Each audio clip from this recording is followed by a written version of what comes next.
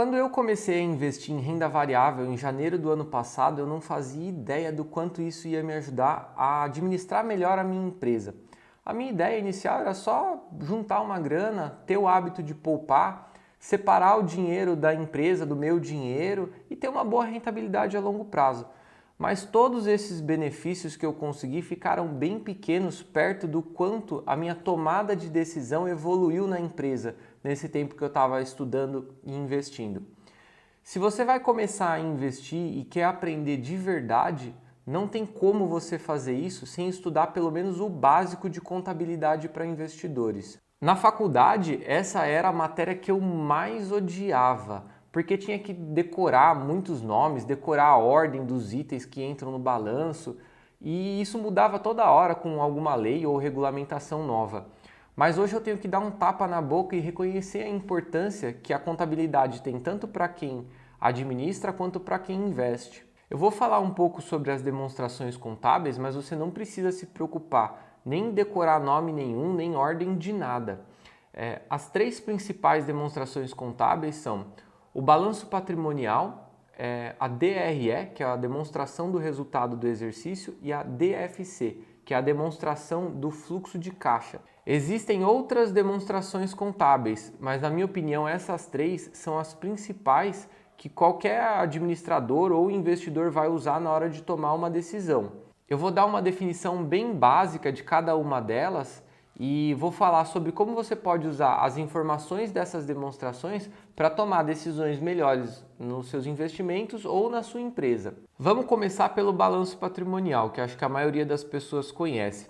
O balanço patrimonial é como se fosse uma fotografia da situação dos bens da empresa. O balanço tem três grandes itens. O primeiro deles é o ativo, que são todos os bens e direitos, ou seja, tudo aquilo que a empresa tem a receber.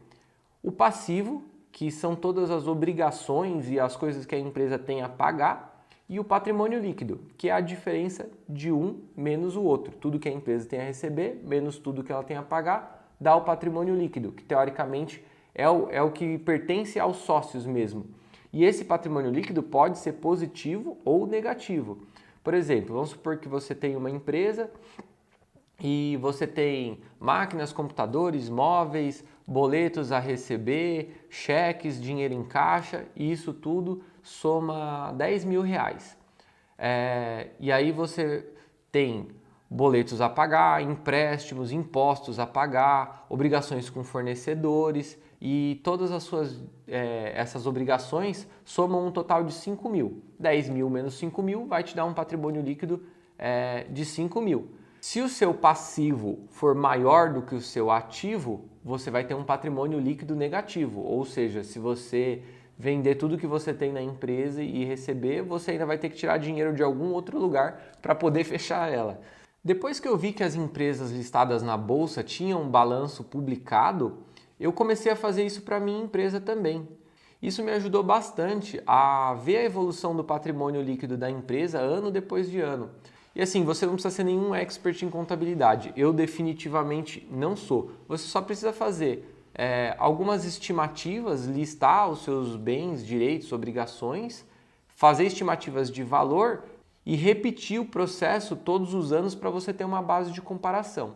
Por exemplo, você vai listar todos os seus ativos e assim, só por uma forma de organizar melhor, as empresas costumam fazer isso por ordem de liquidez, ou seja, o que se transforma em dinheiro mais rápido. E aí você lista, por exemplo, seu dinheiro em caixa já é liquidez, o dinheiro nas contas também já está disponível para uso imediato.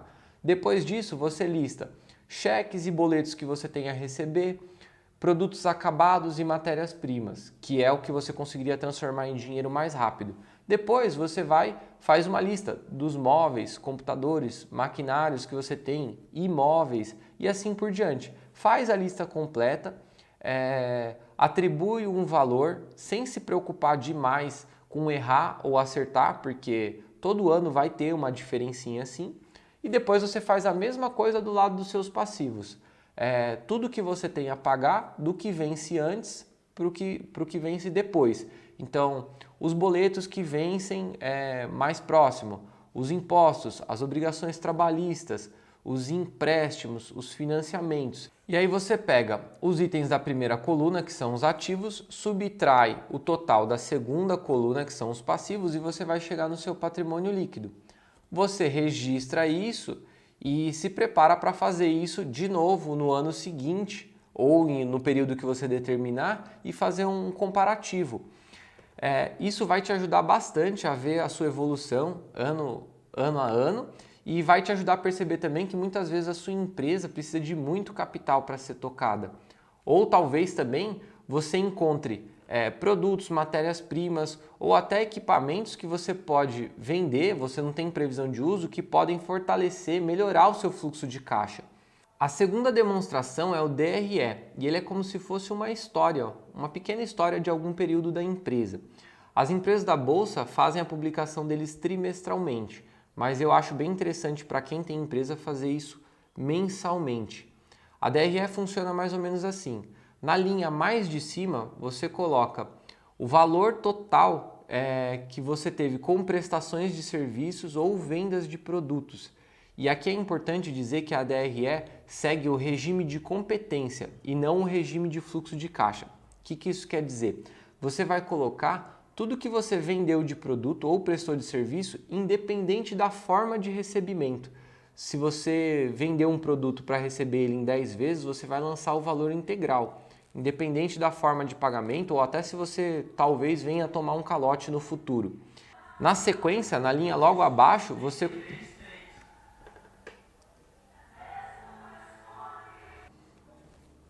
Nossa, como é difícil gravar vídeo em época de eleição, puta merda. Na sequência, na linha logo abaixo, essa das receitas, você vai colocar o seu custo dos produtos vendidos, seguindo essa mesma lógica, não importa como você vai pagar, se é à vista ou se é em 10 vezes. Subtraindo a receita total do custo dos produtos vendidos, você vai ter o seu lucro bruto. Depois disso, na linha de baixo, você vai colocar as suas despesas de vendas gerais e administrativas ou despesas VGA e vai chegar no seu lucro operacional. Depois disso, você vai subtrair as despesas que você teve com impostos e juros e chegar no seu lucro líquido. Agora, o que a DRE mostra para o empresário? Eu gosto de pensar assim, a DRE mostra se você teve lucro ou prejuízo desconsiderando o seu fluxo de caixa. Ou seja, se você está com uma DRE positiva e mesmo assim está tendo dificuldades para honrar os seus compromissos, provavelmente você tem um problema de fluxo de caixa. E aí você vai precisar ou de uma boa linha de crédito ou negociar prazos maiores com seus fornecedores e menores com seus clientes. Por último, a gente tem a DFC, que é a demonstração do fluxo de caixa. É como se fosse um livro de registros que mostra tudo que entrou e tudo que saiu em um determinado período. Para quem é empresário, é importante acompanhar isso diariamente. E é interessante a gente saber que na Bolsa eles dividem, as empresas dividem a DFC em 3 categorias: fluxo de caixa operacional, fluxo de caixa de investimentos e fluxo de caixa de financiamentos, que os 3 somados são o fluxo de caixa total. Vamos supor que você tem uma pizzaria. O que vai entrar no seu fluxo de caixa operacional? Todas as entradas e saídas de dinheiro que são referentes às suas operações, ou seja, a fabricação, ao preparo de pizzas e venda delas. Então, os recebimentos dos clientes entram como uma entrada no fluxo de caixa operacional. O pagamento dos ingredientes, pizzaiolos, entregas, fica como uma saída do fluxo de caixa operacional. E o fluxo de caixa de investimentos? Por exemplo, se sobrou um dinheiro na conta do empresário lá e ele quer colocar aquele dinheiro para render um pouco, ele vai dar uma saída no fluxo de caixa de investimentos. Quando ele resgatar esse investimento que ele fez, vai ser uma entrada no fluxo de caixa de investimentos. Se ele for investir em um forno novo, em um computador novo, vai ser uma saída do fluxo de caixa de investimentos.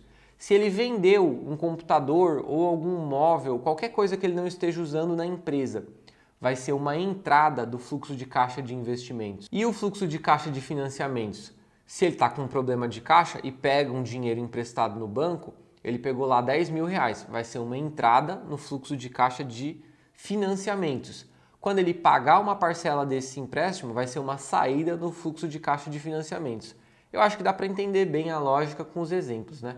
A minha empresa ficou bastante endividada por muitos anos e eu chegava a ter até vontade de desistir, mas era principalmente porque eu não sabia lançar nem analisar corretamente as informações. Por exemplo, se eu pegava 100 mil reais emprestado, para facilitar o exemplo, para pagar em 10 vezes de 15 mil, eu acabava lançando esses 15 mil, o valor total, como uma despesa, o que não está correto. Na verdade, eu tinha que lançar só 5 mil, que é o que eu estou pagando de juros. Os 10 mil é o valor principal e muitas vezes eu pegava esses 100 mil e investia em uma máquina ou comprava alguma matéria-prima, alguma coisa que era considerado um ativo da empresa. E por lançar dessa forma, eu acabava gerando um prejuízo que não era real no final das contas. Era uma diferença de fluxo de caixa, mas não um prejuízo. Só que eu também não conseguia perceber isso, porque isso ia acontecendo ano após ano e eu não fechava balanço. Se eu continuasse lançando isso e fechasse balanço, eu ia ter uma empresa que na DRE fecha sempre negativo, mas ano após ano, no fechamento de balanço, o patrimônio líquido só aumenta, o que não faz sentido nenhum. Como eu falei, você não precisa estudar isso a fundo nem decorar o nome de nada. A sua empresa não tem capital aberto, não publica balanço, não vai sofrer uma auditoria por causa de nada disso.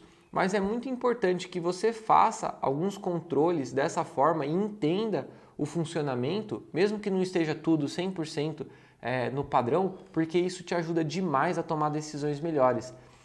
Olhando esses números, você vai entender perfeitamente se você tem um problema de margem, um problema de despesas muito altas, um problema de fluxo de caixa e você vai conseguir tomar decisões melhores com base nisso. Sem informação boa, não tem como tomar boas decisões. E sabe qual que é uma ótima decisão que você pode tomar agora mesmo? É se inscrever no meu canal para acompanhar os próximos vídeos e conseguir melhorar os seus investimentos e a sua empresa. Obrigado por assistir e até o próximo vídeo.